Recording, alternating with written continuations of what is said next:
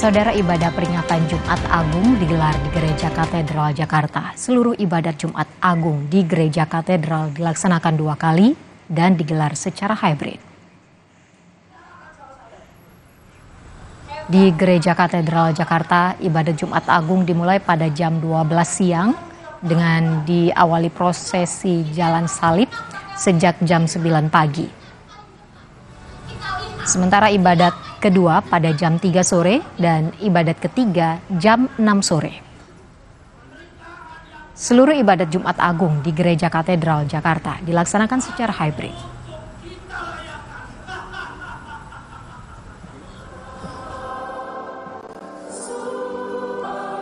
Sementara itu, Saudara, GPIB Immanuel Jakarta menyediakan 4 jadwal untuk ibadah Jumat Agung, yakni jam 6 dan 9 pagi, kemudian dilanjutkan ibadah pada jam 4 dan 6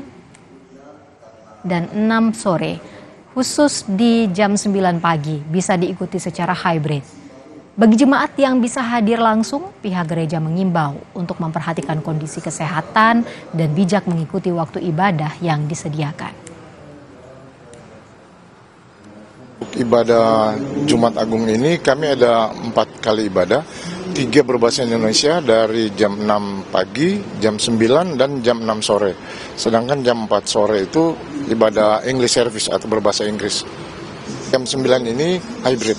Kalau jam 6 sore, jam 6 pagi dan jam 4 sore biasa aja ibadah onsite.